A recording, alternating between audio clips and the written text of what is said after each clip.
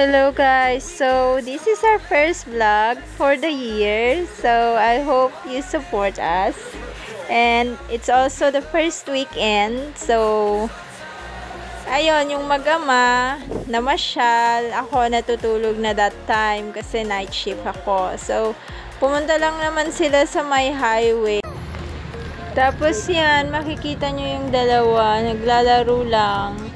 May pa-video-video pa yung dalawa. Tuwang-tuwa naman si Maliit. See?